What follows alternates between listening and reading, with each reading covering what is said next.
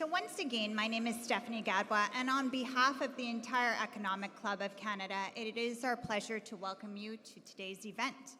But before we begin, we are reminded and we respectfully acknowledge that we are on the traditional territory and home of Indigenous people.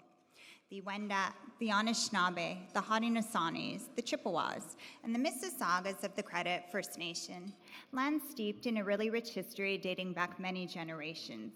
The purpose of our acknowledgement today is to show our gratitude and our respect for their contributions and to recognize the role of treaty making in what is now Toronto. For those of you who aren't familiar with the Economic Club, we stand as Canada's national podium of record and the only nonpartisan national public policy platform that unites leaders, innovators, and experts from across different industries to discuss and address key issues shaping the future of our country. Our foundation is firmly Canadian, yet our influence spans well beyond our borders. Our commitment to fostering collaboration, promoting thoughtful debate, and encouraging action continues to drive all the work that we do.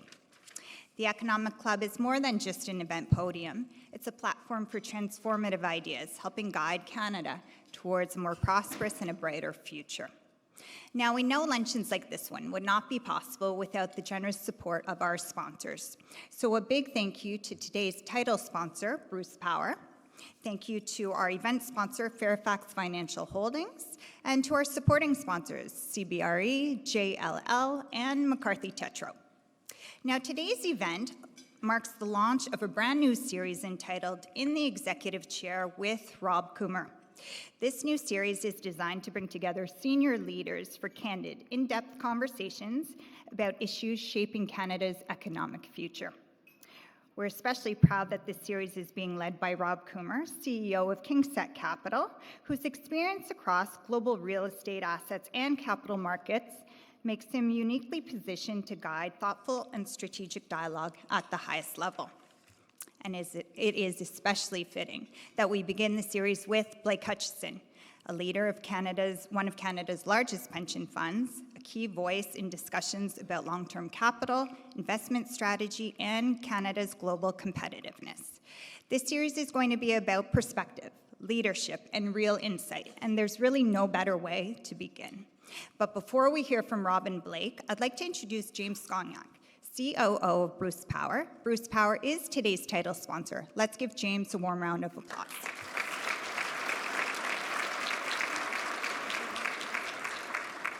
Great. Well, thanks very much for having me. I'm told that being the sponsor, I get to do both opening remarks and introduction. So, Blake, that's a 2-for-1 deal. Your management team at Bruce Power continues to make good, prudent decisions. Before I introduce Blake, today is a very important day that I want to recognize. And I said to Bob Aziz, who's the chair of Bruce Power and the COO of OMERS, what's significant about today, anything I should say specifically in introducing Blake. And he said that it is Blake's anniversary.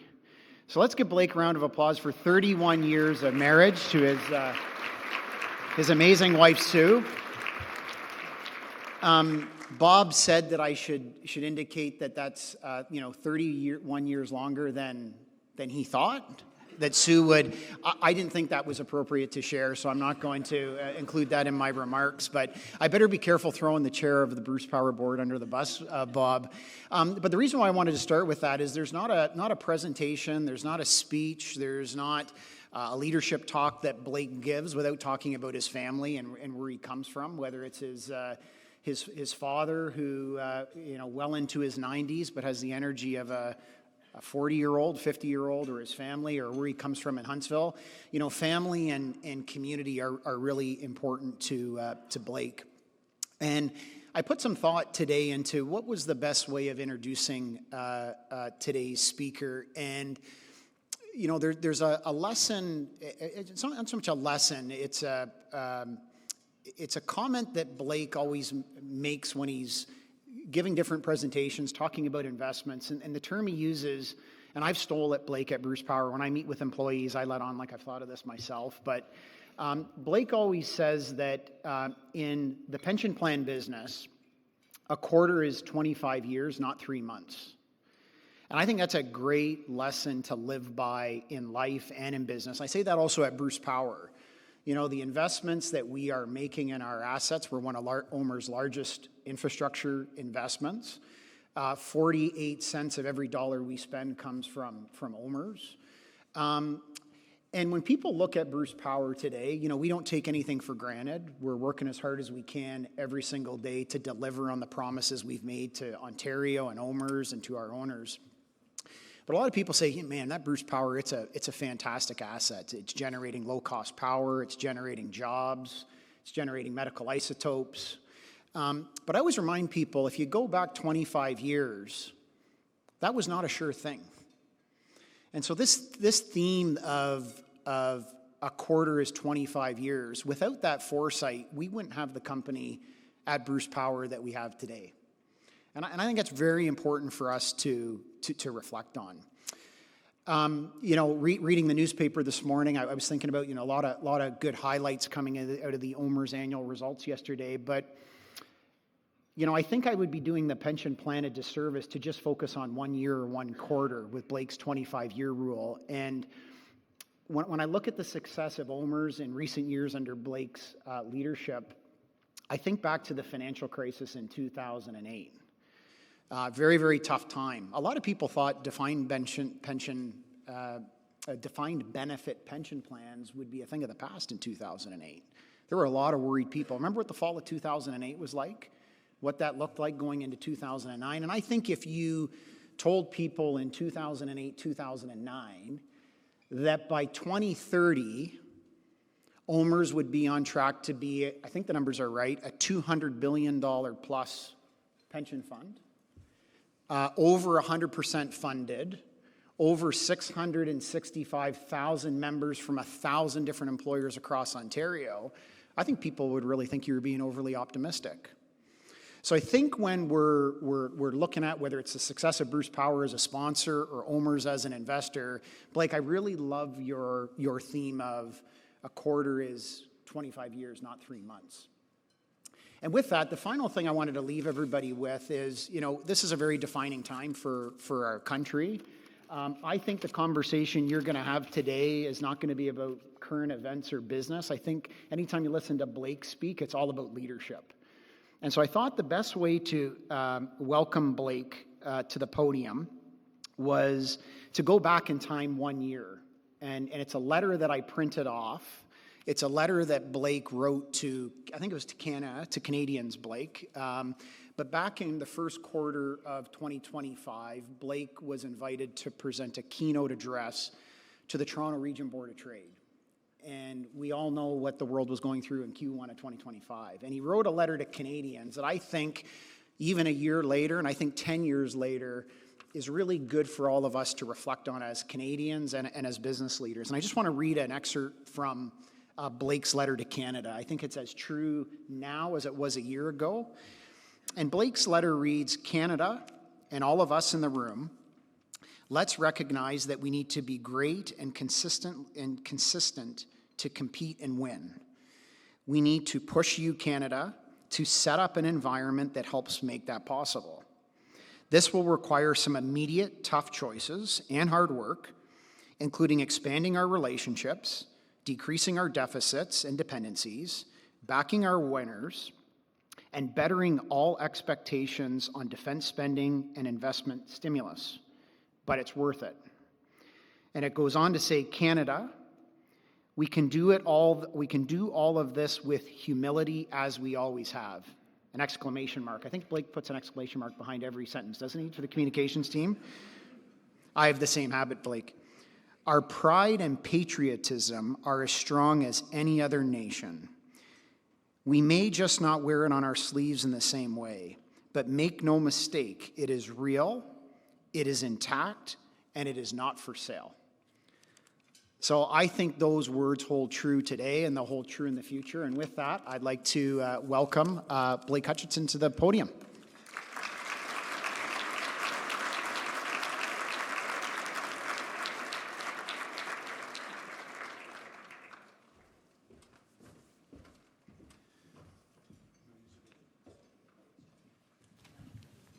I need the clock. He's already ordering me around. I need the clock. I can see the clock from here. So, great introduction. I too have read that speech, and for anyone who hasn't heard it or read it, it's available on the OMERS website.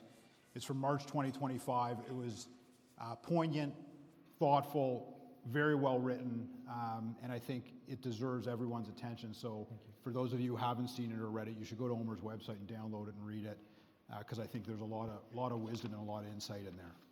And we'll get to a couple of things actually as it relates to leadership a little in a few moments. So first of all, thank you, Blake, for joining us. I figure I now, according to Stephanie, have my name on a series, so that's pretty good. It's a good start. You're our inaugural guest, and when we were putting together this kind of program, we were thinking about, we wanted to find business leaders, community leaders, who, could provide insight into business leadership, community leadership, political leadership, economic leadership, and offer us some thoughts and some insights into how they see the world and how they see things unfolding. And you were, right at the top of the list, because I think you offer all of those things all wrapped up in one package. You're near the top. Near the top. A bunch of people. No. No. You're right at the top. So welcome. And I before we get too far into questions about business and politics and economics, I thought maybe we would just start with a bit of your background, because you've got an interesting background. Your roots are in Northern Ontario. You're very proud of that. You're loud and proud about your upbringing in Huntsville. And maybe you can just talk a little bit about what that was like and how that's affected and built and helped you evolve over the years. Thank you. First of all, thank you very much for having me here. James, true story. Talk about a quarter being 25 years, not 3 months. He was a kid from Port Elgin, Ontario, who came out of school and begged the CEO of the day back at OMERS, or back at Bruce Power, which we own 48% of, for a job for 3 months, and he's been there 25 years. So that's a true story. He's the CEO of that business. He's an extraordinary Canadian. He's a top 40 under 40. He's obviously a incredibly generous speaker, and I want to thank you for your leadership and your friendship. You show up for us all the time, so thank you. Secondly, I can never eat when I speak. I obviously eat enough, so I'm not worried about it, but I did try to get to every table. And what reminded me of this city and our lives and how fortunate we all are, there wasn't a table that wasn't peppered with people who are dear friends of yours and mine and the community. You're here because you're supportive of us, and maybe you want to hear a few stories, but I don't know a nation where we're together, we have each other's back, there's enough to go around, and every single table it warmed my heart to see dear friends and friends of OMERS, friends of Oxford's, friends of mine personally. So thank you all for being here. It is not taken for granted, and God bless. Well earned. As for you, if you're going to ask me to speak, can we have it at an Oxford building instead of one of your crappy buildings? This is this very dated hotel. Well, you missed the opportunity. Yeah. You missed, it was available. You could have Grand bought it. Hyatt is anybody who wants to consider a real event, come to one of our Oxford assets. No, I've watched these guys go. We bought Oxford for $2.3 billion in 2001 from the Love family. There isn't a day that we don't give them credit for helping us build an organization that brought entrepreneurial spirit, development expertise, investment expertise to this balance sheet called OMERS. And the DNA of Oxford is spectacular in that it has that whole original Oxford Love family, go for the distance, understand your business, fiercely competitive, and then you marry it to a balance sheet. And we literally have created something that, in my opinion, is one of the greatest companies in the world. And it wouldn't have happened without the foundation of John Love and his family. He then went on to start KingSett. I've watched you grow up. By the way, you've done a spectacular job, honestly. And $20 billion of assets under management. There isn't a real estate private equity company in this nation that's close, and there are very few in the world that are close. So Bruce Power, Oxford Properties, KingSett, these are global stories. We ought to celebrate them. We ought to talk about them.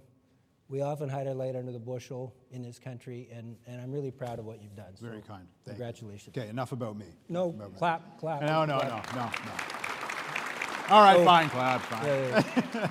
So, I don't take it. Huntsville, I won't go on. Listen, I was really lucky. I grew up in a small town, and these small towns are microcosms of society, because my dad was in the aggregate business and in the contracting business. When he got a job, we hired 3 more people, a couple more houses were bought, it trickled through the system. We knew what the police people did, we knew what our fire friends and fighters did, we knew what our municipalities did. And so the context, I would never trade growing up in a small town, because you really do understand the connectivity of towns and the greater economic good of community giving back. And there wasn't a soul there. There wasn't anything that got done if it wasn't volunteerism, because there weren't big checks to write. And now I get the privilege of working for OMERS, which is about serving our municipalities. And the very people I grew up with, and I still play lacrosse for my hometown, it's filled with our community, our fire chief's son and our police officers. And they have my corner, they have my back on the lacrosse floor still, and I have their back by getting their pension to them. So the influence in my life from that town was spectacular. I wouldn't trade it. And my grandfather was in the lumber business. My father was in the aggregate business. When our family originally went there 120 years ago, they thought they could farm. You can farm 2 things. You can farm wood and rocks. And it took us about 20 years after starving to death to figure it out. And then we farmed wood and rocks. And because of them, I sort of grew up appreciating real estate. We were building roads. We were developing small little communities. I got the real estate bug. And there isn't much I've done since, honestly, Rob, that hasn't somehow found its roots value-wise and commercially in what I do today. My first building was 24 years old. It was 11,000 square feet. It was $1.1 million. It was a courthouse for the community, and I went to the TD Bank with my dad. I know some TD folks are here. Yes. And they said, I'll give you $1.3 million of debt against a $1.1 million building. Wow. 'Cause we give Do they still do that? I've never had it happen since. TD. I've never had it done since. No, I thought the real estate business was easy. I was like, and they said, no, we give you money against value, not cost. And I was like, okay, that's a good realization.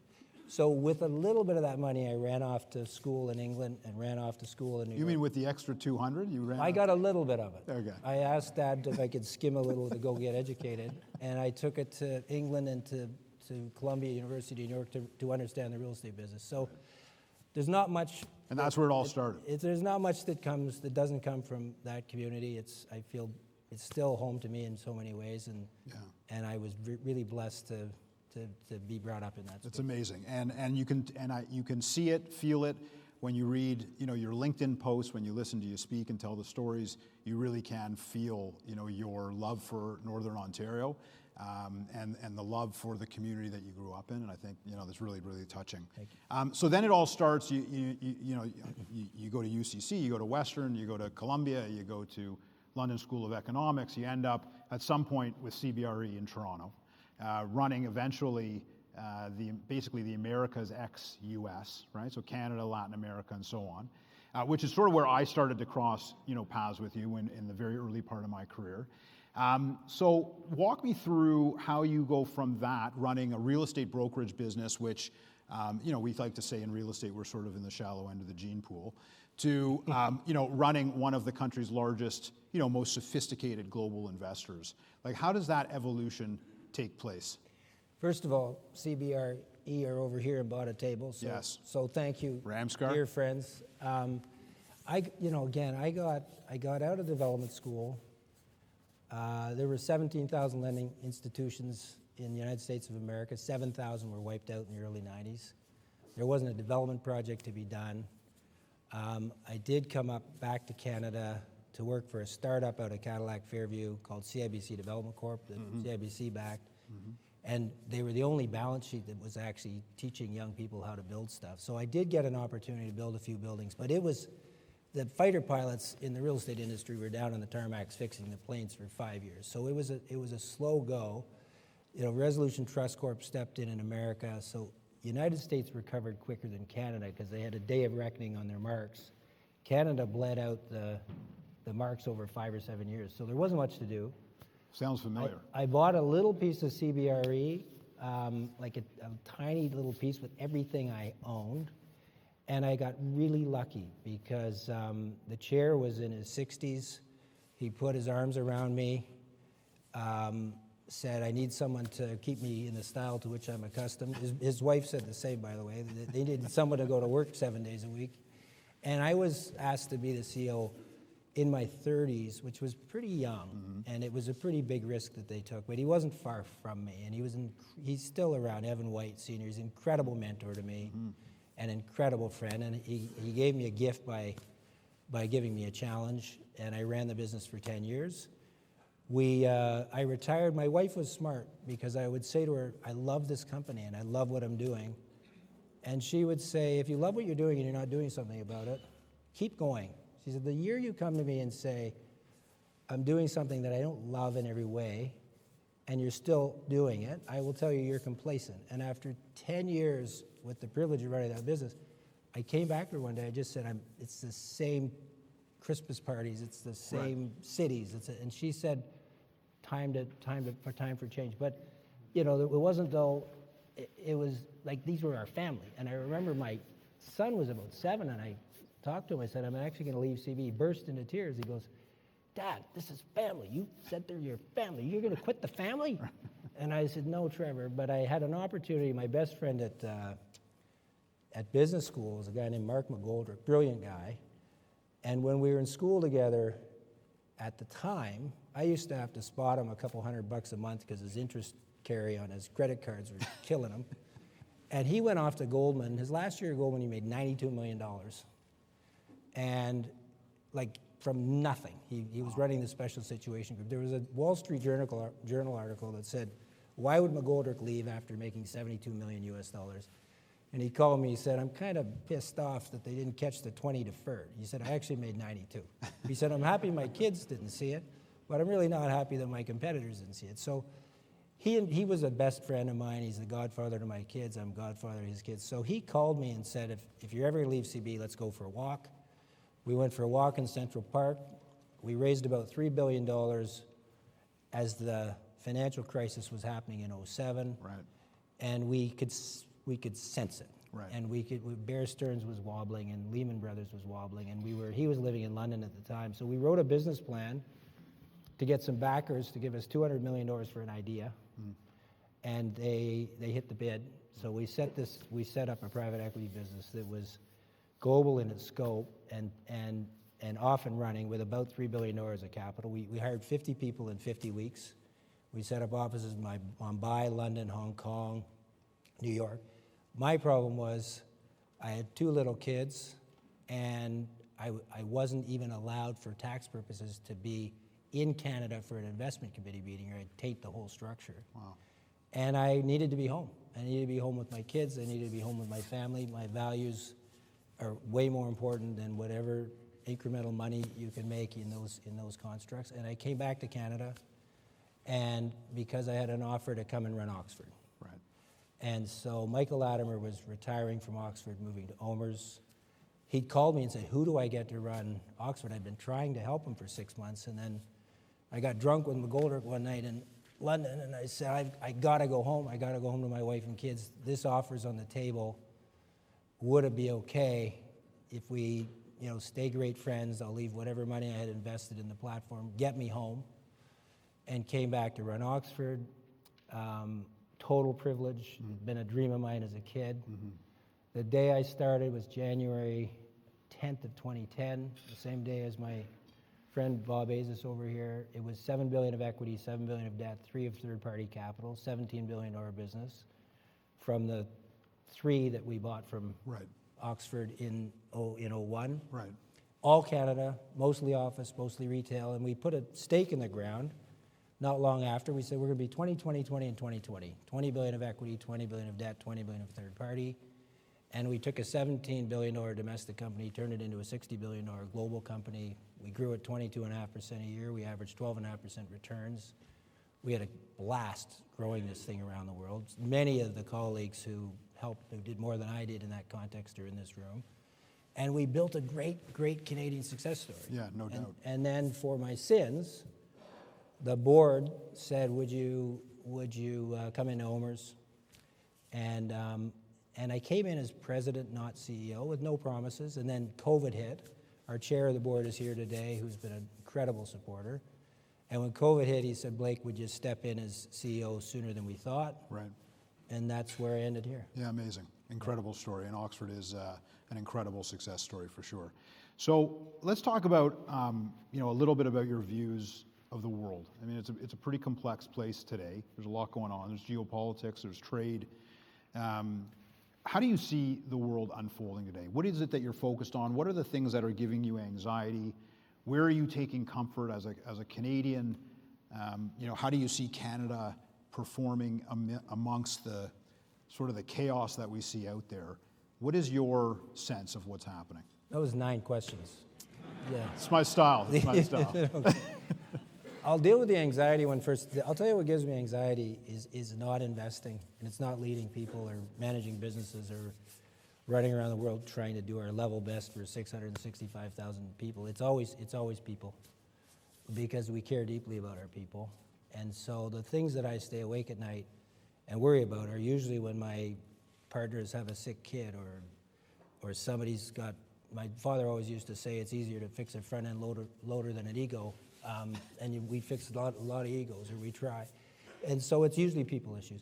In terms of I'll start by saying this, and I'll be very brief. So OMERS today, as you look at its complexity, we're 1,000 employers, we're 444 municipalities, we're 665,000 members, which, by the way, our plan touches 1 out of 11 households in the province of Ontario. Every time you drive down the street, 1 of 11 depend on it. There are 30 different unions and significant stakeholders. And then you look at our book, and today, because everything's about broadening our shoulders, diversifying, making sure that we have regional distribution of our capital by asset class, by country, and so that the broader your shoulders with great investing, the more you can see through cycles, to James's point. And so our portfolio today, very rough math, is 20% infrastructure, 20% real estate, 20% private equity, 20% equities, 20 a little more of bonds and fixed instruments, with some overlaid debt. And so we have really 5 or 6 significant verticals. So that's 30 big infrastructure assets, the biggest one being Bruce Power here in Ontario, $30 billion of capital. Our real estate book alone has 650 real estate assets today around the world. Our big private equity companies number about 22. We've got a couple $1 billion in ventures and growth. And then we have, at any given day, $40 to $50 billion in the markets and $30 to $40 billion in fixed instruments. We have 10 offices, 14 time zones. So and all your liabilities are here. I mean, all our liabilities are here. So how do you balance and reconcile the global exposure with all of your liabilities being Canadian? For us, unlike a CPP or a PSP, we have these things called assets. We have these things called liabilities. As of today, we're about 99% funded. Okay. We've come from early 80% funded to an incremental 99, soon to be 100. Okay.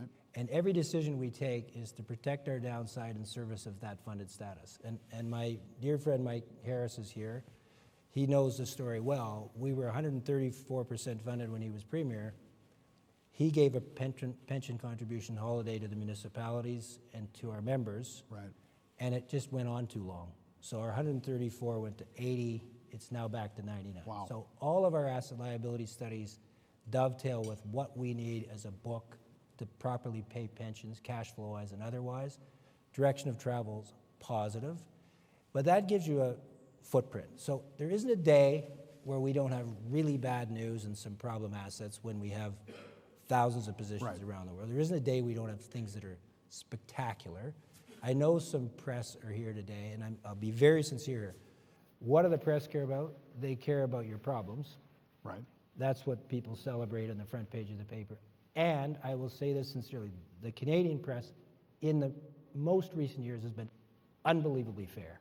There were a bunch of years where our Canadian press piled on Canadian pension plans, who are among the crown jewels in this country. Right. But you wouldn't know it by the Canadian press. You knew it when you jumped on a plane and went anywhere but Right. close to those buildings where those stories emanated from. But Right. it's way better today. But there isn't a day we don't have really bad news. There isn't a day we don't have great news. We've averaged 7.7% over the last 5 years. Our funded status is getting close to where it ought to be. And to James's point, in 2010 we were about 100 billion. We think we'll be 200 billion of equity by 2030. In 2010 we were dramatically underfunded. The direction of travel for us is to have a big cushion by 2030. Everything's in service of that. How do we look at the world? Today we're... Just let me stop you right there. So just let me ask you another question. So you're growing from 100 to 200. How much of that is just contributions from your members, and how much of that is, you double in size? How much of that is growth through investing? Yeah, it's a good question. We have approximately 2 people paying in and 1 person receiving. Okay. Wasn't so long ago it was 5. The direction of travel is less as you get a maturing force. And so we have a delta depending on inflation, what we take in versus what we pay out. There's about a $2 billion hole. Okay. So we always have Per year? annually, yeah. Okay. There's about a 2. So if we're paying out 6, we're bringing in 4. There's Right. a $2 billion hole. If we make 8, we can roll 6. Right. Because the 2 comes from the 6. Right. So the contribution to 200 is a combination of incremental returns. Right. And that's primarily where it's driven with Okay. a slight subsidization back to the members, which Okay. is totally legit. And as we look 5 or 10 or 20, 30 years out, we don't see a funded status issue where that ever becomes a serious issue relative to our whole asset. Okay, so one other question just before we get to your views of the world, and explain this to me. This is going to be perhaps an ignorant question, but I'm going to ask it anyway. Once you get to a point where you're fully funded, or if you're 130% funded, as you pointed out, why do you not just go home for the day? Like, what is it that We you're could ask still Mike doing? Harris. He's a good speaker. We could. He had that same question once upon a time. The odds of it'll never get to 130% money, because here's what happens: the day you have a cushion, you sit down with your members and you say, "What do you want to do with it? Mm-hmm. Do you want to distribute it? Do you want less benefit? Do you want to pay less?" You can start to play a 3-dimensional game of chess with their money, because it is their money. Right. You ask the question. So once you get a cushion, there will always be a push me, pull you combination of conversations as to what to do with it. Okay. And it may be that they say, would you give us a break on our contributions? It may be that Right. they say, we want more benefits. And so as it hovers around 100, it will be a champagne problem Right. for us all to celebrate when we get a nice cushion, and then we can make those decisions. Okay. How many of your peers would be fully funded? Mike Harris didn't pick on all of them back in the turn of the century there. I don't talk about my peers. Okay. I don't talk right. about their returns. I don't talk Okay, about enough said. how crappy they are compared to us. I just It would be Yeah. not kind. Okay, No. so we'll move on. All right, so now let's get back to now your views of the world. You travel around the world, you invest around the world. I'd like to understand, how are Canadians received around the world? Particularly, the large pension funds, which I agree they're sort of like our banks, like they are very well regarded in the global context. How are you received, and then also how do others perceive investing here? Like give me a sense of that dynamic. So we are the Maple 8, and there's some others that are fast growing. Literally wherever you go, there's 196 countries in the world. People are asking, why is it that Canadians are punching above your weight class? There's 3 primary reasons. One is our governance model is delinked from the government itself, essential. The second is we can buy great platforms. Oxford, good example, but there are many of the platforms we bought that in the U.S., if you ever said a pension plan can go buy an operating company and not pay tax in the same way, there would be a line outside Washington say that doesn't fly. That toothpaste is out of the tube in this country. And the third is we can pay people to compete with the best of the best. So we can bring in and retain fantastic talent. Right. And those things have helped us all in a global context. A long-term view, because some countries you can trade trade in and out of your plan in 30 days if they have a bad quarter. So they have to think short term. We can think long term. And our goal is simply to be the envy of the world as it relates to how we set this business up over the next 5 years. And so our perception, Modi for years would say, I'll meet with a Canadian CEO of a pension plan any day in India. I may not meet with your prime minister, but I'll meet with the CEO of the Canadian pension plan. That's a whole different I shouldn't go there. I know, we won't go there. But the truth is, and that's not true anymore, but I think that the truth is, I know, I shouldn't have said that. The truth is, the doors are wide open to us. And here's the drill right now. We're about 55% United States. We're about 20% Canada. We're about 15% Europe. We're about 10% Asia-Pac. People say, why so much U.S.? The truth is, U.S. is 26% of the global GDP. Of our investable universe, which is 12 countries out of the 196, it's closer to 60% of the GDP as to where we invest. Canada remains about 2% of the global GDP. Mm-hmm.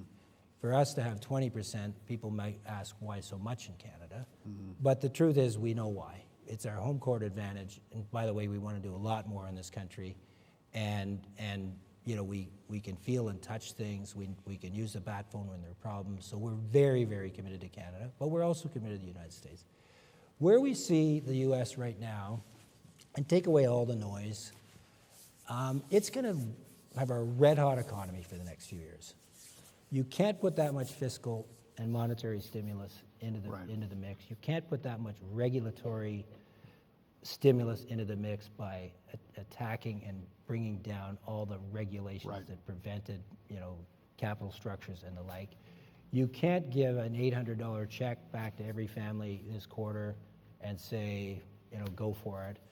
Everything that's happening in the United States, accelerated depreciation on businesses, bringing down corporate taxes, everything they're doing is to stimulate that place like it's never seen for the next couple of years. Right.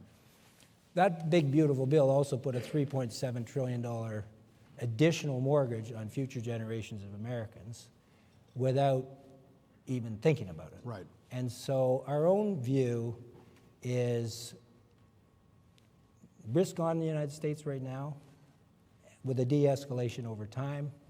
The exceptionalism that it's enjoyed will de-escalate over time. Mm-hmm. Park that for a second. Our own view about our country is we are planting seeds in this country that haven't been planted in a long time. The defense spend, the housing team that they've stood up, the procurement team that they've stood up, the real talent they've aggregated in Ottawa, the energy, real effort to invest in energy, the real effort to expand our relationships. You've all watched this movie. These are seeds. They take a long time to grow. But this country is now, we feel, on the right trajectory, where there's a day where our exceptionalism can crisscross that of a bunch of other nations, but it doesn't happen overnight. Right. So you're going to see us, we fundamentally believe in Canada, but it'll be slow growth for a while. Let's not kid ourselves. We got to stop mixing and start painting, is what I often say to our team, and I mean it for the nation, because it's talk is one thing. Right. We've got to get some real infrastructure projects on the table. We've got to get a tax regime that incentivizes spending and maybe get some more out of the consumer, but not out of those people with income. And so there's a lot of things that are happening, but it's positive. So our view of the world is we like Western democratic countries. There's some great returns to be made elsewhere. They're just not for us, given our known liabilities. Mm-hmm. We like the 12 countries we're focused on, and we still think United States is a really good bet. I also, happen to believe that this too will pass, that we have so many deep friends and relationships with the United States of America. They're a 70% trading partner with us. It's a moment in time. We're seeing through this cycle. We're seeing through this period. We can all get distracted. Let's not. Let's just keep risk on in the places we're comfortable. And Canada is going to be a big one for us in the next. I like all of those thoughts. And let's just focus on trade for a second. So, we've got this review of the USMCA coming up in the summertime. People are suggesting it'll be in the summertime. My understanding is that the review is a mandatory review, and the review in the summer is all about, or it's all supposed to be about, extending the agreement for the 15 years beyond 2036. And in the absence of an agreement this summer, that things just carrying on. Correct. They basically stay in place, and then you have annual reviews in the years that follow. So if that's all correct, which let's assume it is for a second, why is everyone so focused on it? I mean, at the end of the day, the agreement is terminable today by any party. Any of the three parties can pick up the phone and call the other two parties and terminate the agreement on 6 months' notice. Why is it that everyone is so focused on the review this summer? If any group wanted to terminate it, they probably would have done it already. Well, it's the next big shoe to drop. I think the sense of urgency today is if you can get at it before the midterms, there may be a motivation to bring a positive story to the table rather than something after the midterms. So there's a little bit of a sense of urgency. I will commend the Prime Minister for the team he's fielding, both to negotiate and represent us down there, and I think we'll be well represented. And I don't know. I mean, honestly, Rob, you can't hold your breath. If a contract's worth something, it's worth staying awake worrying about all night. If somebody won't honor a contract, it doesn't really matter what signature you get. Right. And so I think I think we have to play this out. I think it's going to take time, but I think the sense of urgency you're talking about is more, is there a mood that'll exist in the short term that doesn't exist beyond the short term? And some certainty, even if it doesn't get honored in the future, is better than the uncertainty we're all living with today. And I said something to the Globe yesterday. It's all we care about in business is what are the rules of the game. Right. And governments, if you do nothing else, just please keep the lights on and stay out of the way. Because can you imagine playing any sport where the rules change every 5 minutes and the ref blows and says, oh no, that doesn't count and this doesn't count and you only get 3 people and we get 5. And so the whole thing for us is, like any business person, give us a consistent playing field. We're not asking for anything special, no advantage. Just let us have the rule. Right now, none of us can exist in an environment where the rules get ripped up or torn or changed every hour. And some stability might at least cross our minds if we have a contract with some signatures. Right. But let's see. Let's see. We'll hope. We'll hope. Let's talk a little bit about Canadian productivity, which has been at the in the headlines for the last 2 years, 3 years. Declining productivity in Canada, accelerating productivity in the United States. I'm wondering, what do you think Canada has to do to reverse that trend? There's been a massive divergence between, we used to actually trail the US pretty tightly for a long time, and there's been this huge divergence over the last number of years. Where do you think we've gone wrong, and what do you think we have to do to find our way? Yeah, and there have been many studies. It's a fact. And it's going to get worse for a while, no disrespect. With the net migration we've had, when productivity is a per capita measure, you're going to have, and any of us would feel the same way, you show up in a new country, it takes a while to find your gait. So it's a real problem for Canada. And how do you get at it? You don't say, be more productive. You get at it through our tax system. Like, what if we followed some of the playbook in the United States by lessening corporate tax, giving us accelerated depreciation, lessening the marginal tax from the people who are creating the jobs. What if we, and if you need to get at it through consumption taxes, you can make it up another way. What if we had an attack on the regulatory environment to cut red tape, to accelerate infrastructure projects, defense projects? What if we can create an environment that stops the mixing and promotes the painting? Right. What if we, instead of talking about big infrastructure projects, take 5 off the shelf, I don't care what 5, put them Get in the ground. out to the universe, or even to sell some assets. And one of the misconceptions for a pension plan is people will say, will you invest in the Ring to Fire road?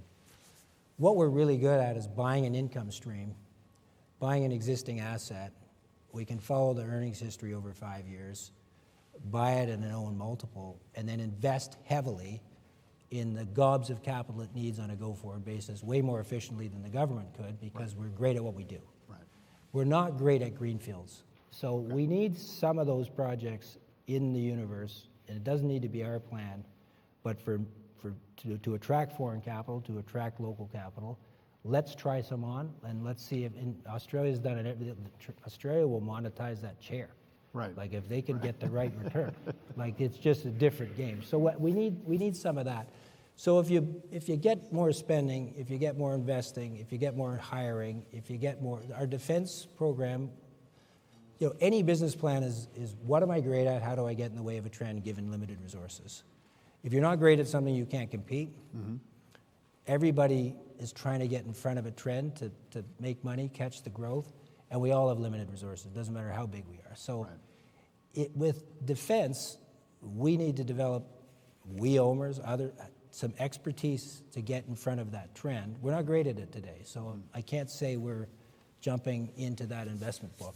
But when some nation triples the spend, that's an opportunity for us.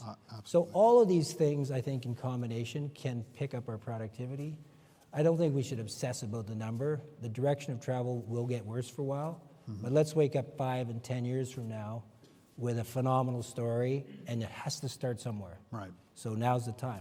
Agreed. And as I hear you, you're encouraged by what you're seeing so far, at least directionally speaking. Legitimately encouraged. Our pipeline in Canada is bigger than it's been in a long time for both real estate and infrastructure.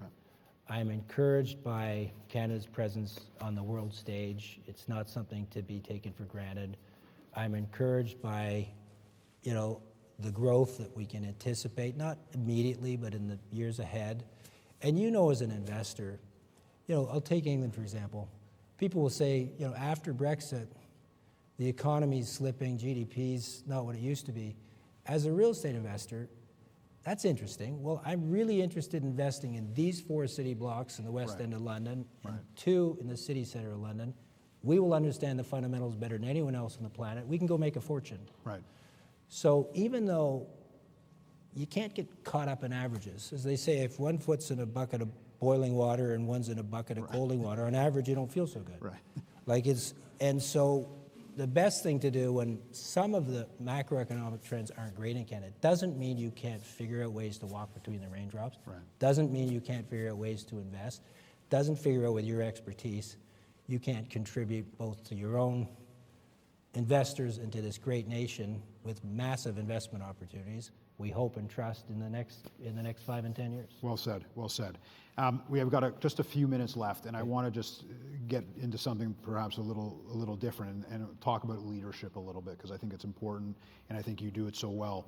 And just going back to your speech at the Toronto Board of Trade, a couple of themes run through that speech I think really nicely, and it's the topic or it's the theme of humility, which was alluded to in the opening remarks, and the theme of authenticity. And they're both words that I think are really important when it comes to leadership of any kind, particularly corporate leadership. I'm wondering, to you, what is humility, what is authenticity, and how is it that you weave that into your day-to-day leadership style and behavior? I think I learned early on it's authenticity. It's pretty hard to be someone else. They're taken, right? I have to be the best me I can be. Right. And I remember when when Jack Welch, stepped down after running the biggest company on the planet, and I had a conversation. We had a dinner with the incoming CEO, Jeff Immald. He goes, "The last thing I should do is emulate that guy. If I look like him in any way, I will be a poor imitation. I have to be the best me I can be." Right. So I just think it's important that we're all going to do things differently, and that's just life. And so I can't be anybody else. You can't be anybody else. So be yourself. We're all bad liars. If you read a book and pretend you're going to be that person, doesn't work. Right. I've seen so many business people read a book and say I should behave a certain way. No, behave the way that is, genuine and part of your heart and soul. Right. The word the word humility. Our culture, and I hope people would agree in this. We've created an amazing culture at OMERS in Oxford, and the 2 words we always use, We need to be fiercely competitive and remain incredibly humble. Right. Because if we aren't fiercely competitive, we haven't earned the right to invest our members' money. And you have to be fiercely competitive to compete at any level of substance. And let's not kid ourselves. Extraordinary things happen when extraordinary efforts are uncorked, not with anything short of that. So fiercely, and we have to remain incredibly humble. Right. And in all walks of life, right? Who's kidding who? There are days when people drive home and say, I crushed it, and then the next day you wake up and you lose a piece of business, or somebody's giving you grief. I've driven home both ways. Don't ever get cocky. Like, it changes on a dime. Right. I've seen businesses up and change on a dime. I've seen people's careers change on a dime. So just stay rooted. And we work for incredibly humble people. The people that we work for average 35, 40 grand a year to look after our cities. And not one of them was sitting at home during COVID. Right. It's incredible how honorable they are. So for us to sit there, for me to have the privilege of running that pension plan and be anything other than humble, I didn't get the memo. Right. And I think our whole organization has to stay humble and fiercely competitive. And I think that's the way we roll. And I think from a leadership perspective, the best thing to do, we have 19 different divisions. My question every day is, have I got the right person leading every business? Do they have 5 people of incredible integrity that share their values who can help us build that business? If their business plan lines with the big business plan, they may move a little faster than I like, a little slower than I like. Let's get behind them. Right. And then I circle, is this the right person? If it's not the right person, it's my job, in 5 words, in service of the organization, to fix it to get the right person. And if you can create an environment of accountability where people feel they belong, the rest happens. Right. And people say, your job is to go make money. By the way, if your goal is to make money, you'll never make money. If you build a great brand, a great culture, you have fantastic people around you, you're forward focused, you're high energy, you're fiercely competitive and incredibly humble, guess what? You'll make money. The numbers come. I think we're going to get the hook. We are going to get Are we? the hook. And you know what? That's a perfect place to end. Well said. Okay, thank you. Thank you. my friend. Guys, everyone, Thank you, thank you, Blake. Well done. Thank you. Thank you.